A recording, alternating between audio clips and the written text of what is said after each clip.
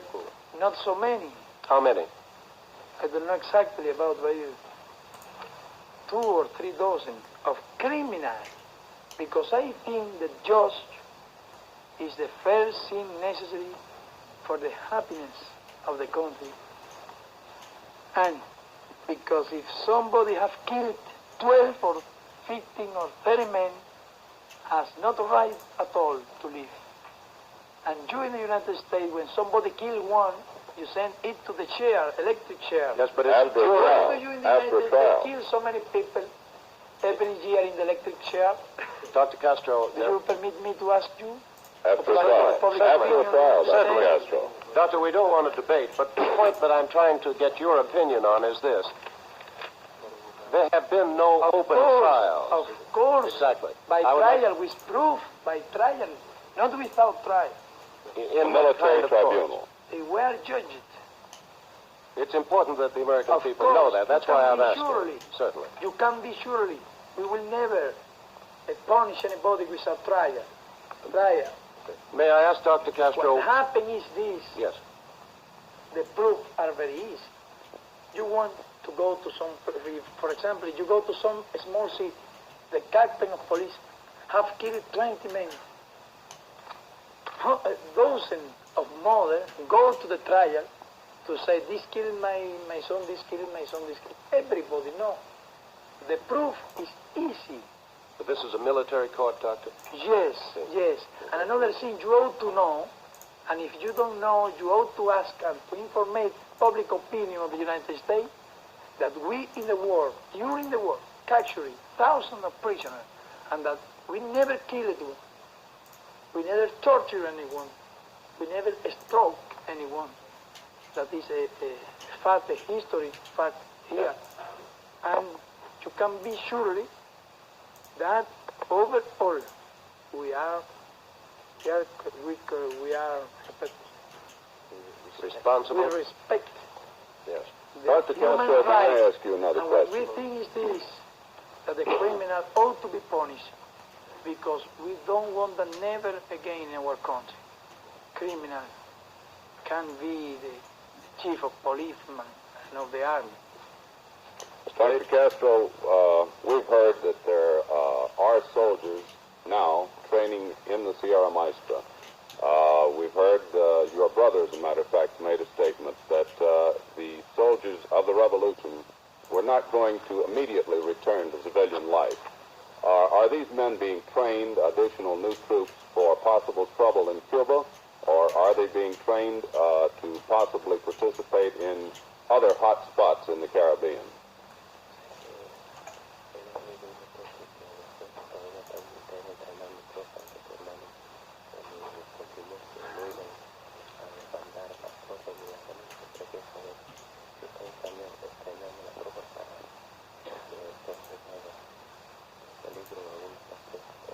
The question is being interpreted.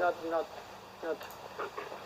We are training some groups of those men that were not regular soldiers of the revolution. And so that we joined them, they were with bad arms. And they were doing what they could against tyranny. And what we have made is to take them, to join them, to discipline them as a matter of public order. How large an army do you feel Cuba needs in Not normal very times? big. Not very big because we have as army all the people of Cuba. When it be necessary to defend our country, here the men and the women fight. I think that everybody ought to be soldier of our country to defend our our country. That is why we don't need a big army. We need a small army for defense, for keeping the order when it be necessary, and to defend the country. Dr. Castro, what is the attitude of your group toward the Dominican Republic? What is the attitude of your group toward the Dominican Republic? Of course, we think that Trujillo is our enemy. We think that. It does not mean that we are going to attack Trujillo. But Trujillo sent very much arms to Batista during the Civil War. And Trujillo is enemy of every democratic government. And Trujillo is always trying to do everything he can against democracy here in Cuba, in Venezuela, and in other countries. Trujillo is the enemy of all the... Would your country sell arms to a rebel movement in the Dominican Republic? I think that the provisional government would not sell arms for revolution. I think that what is it, and what I think, I would not sell. I wouldn't give. Mr. Ryan. Dr. Yes. Castro, may I shift to another subject? I want to tell you that it doesn't mean that I am going to give arms.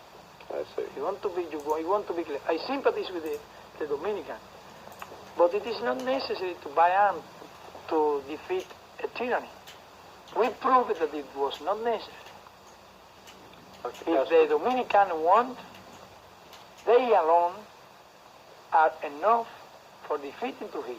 What they needed was the example, and we gave them the example. Would you give them Do you some understand advice? now? Yes. Would you give them some advice in the form of some trained leaders, perhaps some field commanders, some military strategists?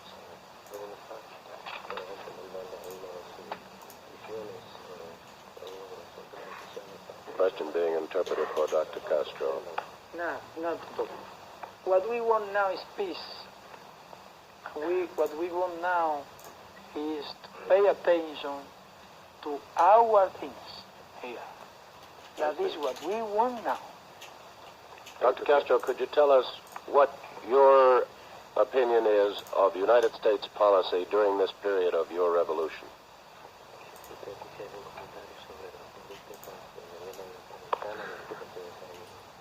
Well, do you want I tell you the truth? That's all we want. I know. I sympathize with the people of the United States. Not us, because I want to win the people now. But really and sincerely, I think the people of the United States, good people, newsmen of the United States, I have known many during the war and after the war, and I have a wonderful opinion of all you. And about government of the United States, I think they were mistake. About Cuba and about United and the other countries of America, they armed dictator, believing it was a good political, because they didn't think what kind of people are those people of Latin America. What I think is the United States have been not worried at all about our feeling, our democratic feeling. United States is speaking about democracy and forgetting the feeling, democratic feeling of those countries of Latin America. Dr. And between them, Cuba. Do you see those Sherman tanks? Do you see those airplanes? Do you see those big bombs of 500 pounds? They were sold by government of the United States to Batista. And Batista was always telling to the soldiers, to his soldiers, United States is with us. United States is helping us. United States is giving arms to us, you know. And so he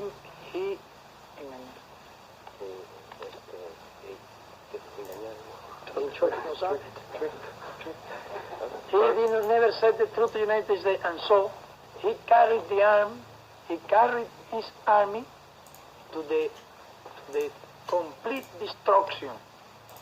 Because he said, here, you see, there are 10 officers, 12 officers here, training you. United States, help us, help me. And the soldiers believed the United States was helping them. Well, but United States, I ought to recognize that the last year, United States changed its policy. United States didn't send arms to Batista. Stop. But you asked me how was his politics. I said you the truth. I think it was a mistake. He stopped. It was good, and we are happy for that. United States recognized our government. It was good. We are happy for that. Do you understand? Is there any truth to the story that the United States changed Is there any truth to the story that you've asked or are thinking about asking the recall of the American ambassador here? I cannot ask for that because I am not the Minister of State, the Secretary of State. Do you know? I cannot answer you about that. Dr. I Castro, don't want to make intervention in the government. there is one question I think you can answer very briefly. I understand that a businessman has offered you $25,000 for your beer. Did you accept the offer? Well, no, I am not going to sell my beer.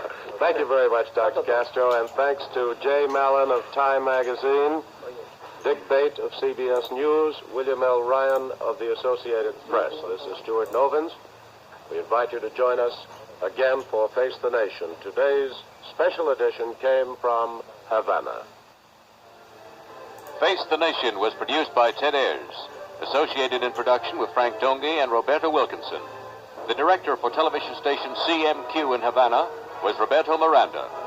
Today you saw by television recording Dr. Fidel Castro, leader of the rebel forces who overthrew the dictatorship of General Batista in Cuba. Face the Nation. Members of the panel who interviewed Dr. Castro were William L. Ryan of the Associated Press, Jay Mallon of Time Magazine, and Richard Bate of CBS News. The moderator was CBS News correspondent Stuart Novins. Face the Nation is a weekly presentation of CBS News.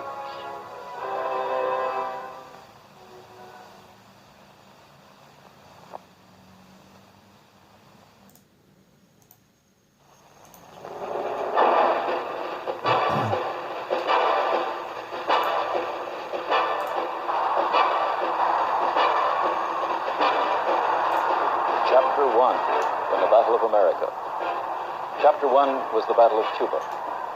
It was finished on January the 8th, 1959, here in Havana. The kind of history these people began writing here was not intended to stop here.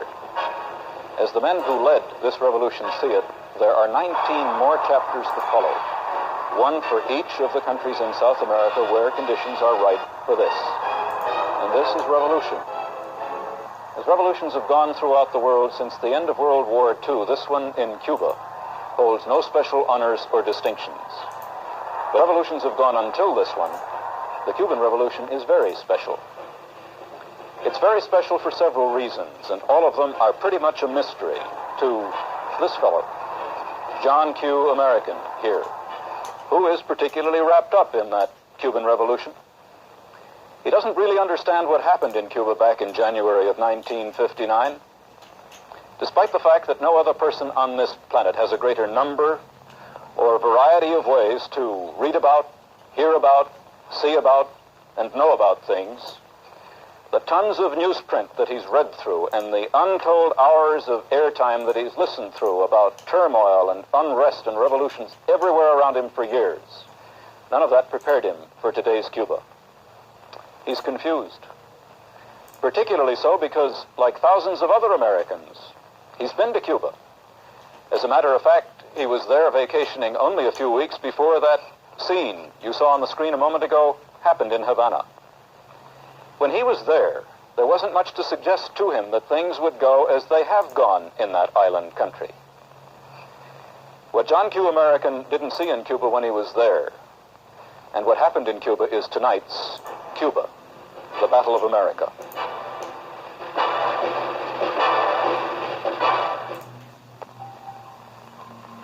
Main Street, in almost any large city in any country south of the border. As it happens, this is one of the main streets in Havana, Cuba. Modern hotels, gambling casinos, exotic restaurants, department stores, and office buildings. This is Tourist Alley. Well known to most American visitors to Cuba. To most American visitors, this is Cuba. That is, it's all of Cuba they usually get to see. It isn't Cuba at all, of course. It's a transplanted bit of the United States, from the air-conditioned hotels to the table linen and silver serving dishes in the restaurants. Most of what you see on your screen was built by Americans, in fact. In Havana's case, much of that transplanted bit of North America was built by a very special group of Americans who have given too many of the Cuban people a somewhat peculiar picture of what life in America must be like. John Q. there had a whale of a time in Havana back in December of 1958, several weeks before Castro reached that city. I'm Albert Burke. I'll try to tell you how and why this was the case. He lost quite a bit of money at the gaming tables in the casinos along Tourist Alley, many of which were built by a group of American racketeers with the profits of the crime syndicates headquartered in New York and Chicago, which run most of the bookie operations, dope peddling, numbers and policy rackets, abortion mills, prostitution and poker houses here in the States. He enjoyed the excellent food served in the exotic restaurants along Tourist Alley, and many of them were built by the same men with the same kind of money. And although he doesn't go for that kind of thing himself, and he wanted that kind of feminine companionship, Havana was famous throughout the whole of South America for the quality of its red light district, conveniently located a few blocks away from Tourist Alley. And this is a business enterprise which has been set up and run by the same racketeers who shared their hard-earned Cuban pesos and American dollars with a number of Cuba's government officials for the privilege of providing such services to the vacationing public. All that was part of the transplanted bit of the United States in Cuba that made John Q's vacation there a delightful interlude, but left the visiting Guajiro, the Cuban peasant, with a somewhat peculiar idea about what the American way of life must be like over on the mainland, a short 90 miles away. Tourist Alley is, of course, not the whole picture of American dollars invested in the Cuban economy, but it has always been the most spectacular part of that picture in Cuba. And there are tourist alleys all over South America. For a dangerously long time, they've been the most important blocks to John Q. Americans' understanding what really went on south of our border, what life was really like there. John Q., you see, is accustomed to the foam rubber mattress, tiled bathroom kind of life. He rarely moves away from this wherever he goes in the world. But there isn't much of that kind of world anywhere in Africa, in Asia, or in South America, except in the tourist alleys that have been set up to cater to those few of the world's 2.75 billion people who can afford to live that way. From tourist alleys, wherever they are, it's been very hard to see the seeds of the kind of revolution that spilled over much of the world since the end of World War II, and most recently in Cuba. Very few Americans are prepared now to see those seeds over all of South America, as Che Guevara, Castro's right-hand man in Havana, saw them last March when he described the Cuban Revolution as Chapter 1 in the Battle for America. The Cuban leaders see those seeds sprouting in 19 other South American countries where conditions are ripe for Castro's kind of revolution. What are those conditions? Well, Pope John XXIII put his finger squarely on the most important part of them in his radio message to Cuba's first National Catholic Convention last year. 500,000 Cubans gathered to hear the Holy Father tell them that, and I quote, "The face of the world could change if true charity were to rule. And this is the charity of the Christian man who knows that his wealth has a social function and that it's his duty to give what is above his own needs to those who are deprived of the bare necessities of life." Unquote, Pope John.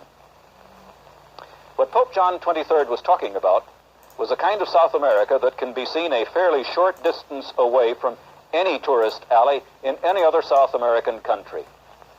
The visitor in Buenos Aires, for example, is always impressed by places like Republic Square and streets like the Avenue of the 9th of July. Buenos Aires has some of the widest, best paved, clean, and beautiful streets in the world, and they're lined with the smartest shops and hotels. But the visitor rarely sees or hears about a place called the Cinturón de la Miseria, the Belt of Misery, which almost surrounds the beautiful part of that city. In this belt, more than 1 million Argentines live under conditions of filth and poverty which few North Americans alive today have ever known, and even fewer would understand. This gulf between the rich and the poor in every country south of the border is the stuff revolutions are made of. Not the kind that were known in every South American country before January of 1959, but this man's kind, which, as revolutions have gone in the world since 1945, is not particularly unusual. But in Cuba and in Latin America, Mr. Castro's revolution has been very unusual. Fidel Castro offered Cuba's miserable ones, Cuba's poor, most of whom are the Guajiros, the Cuban peasants. He offered them a better deal. He offered them a better life than they'd ever known before. This group, the Guajiros with their families, make up about half the Cuban population. He told this group, in effect, that his revolution would make what Pope John meant by Christian charity a reality for them. This revolution of Castro's was the first in Cuban history to base its policies and its power on the peasant. And his was one of the very, very few revolutions in modern South American history that was not fought between power groups, between the military, between the upper classes. In all other revolutions, the peasant, the poor, the miserable ones, took no real part. They couldn't have cared less who won or who lost, because their lives never changed anyway. But Castro told that group that the revolution he headed was for them. He gave the Guajiro a sense of political power. He gave them to understand what political power meant and what could be done with it. They flocked to his support. Today, almost 2 years later, they are his main support, despite an active, growing opposition from the upper and from the middle classes and from the workers in the cities. The Guajiros are still very solidly with him as the backbone of a revolution new to the Western Hemisphere. Now, these are the conditions that give men like Che Guevara, Castro's right-hand man in Havana, the confidence he felt last March when he said that Cuba was only chapter 1 in the much bigger revolution to come in the whole of South America. That he wasn't just batting his gums about this was pointed up by the visit to Cuba earlier this year by Janio Quadros. At that time, Quadros was a candidate for the presidency of Brazil. And during that visit to Cuba, he said that he would follow the example set by Fidel Castro in his country if he was elected. He also said that Brazil had many problems like those in Cuba. Problems of corruption, problems of inflation. And he said there was a long overdue need for basic reforms. Well, 3 weeks ago, Janio Quadros there won Brazil's presidential election with a landslide majority. And if his opinions about the Cuban Revolution have not changed since that visit, Chapter 2 in the Battle of America may be written with or without a revolution in South America's largest nation. Whatever happens to Castro in Cuba, or to his revolution in the future, whether Castro stays on as the maximum leader, as he's called, or whether his revolution fails, Cuba will never be the same again. It will never go back to things as they were. South America will never be the same again either. Pope John warned in that talk that the gulf between the rich and the poor had to be bridged. The continent to the south of us will never be the same again because the word's gotten around that that gulf can be bridged. That for the Venezuelan and the Bolivian mestizo and for the Paraguayan and the Brazilian Indian, better lives are possible. Schools to learn to read and write are possible. That one does not have to age quickly and die young because of hard work and hunger and disease. That better houses to live in than mud huts and packing cases with tin roofs. These things are possible. This word has gotten around. The trouble is, though, that this word is not being spread by Christian men who practice a Christian charity, as Pope John suggested. It is being spread by revolutionaries who practice a very different method, as suggested by the men who offered these goods and services to Mr. Castro to help him try to stabilize his revolution in Cuba. These are Soviet jet fighters, the kind Mr. Mikoyan of the USSR has offered Cuba's maximum leader. They point up a problem which seriously concerns and disturbs all Americans right now, the problem of a communist-controlled or communist-influenced military base in the Americas. There are reports that in addition to the building of airfields for planes like these, Soviet technicians are at work in Cuba now, building hard missile launching sites which could cover every part of the United States. There are reports, too,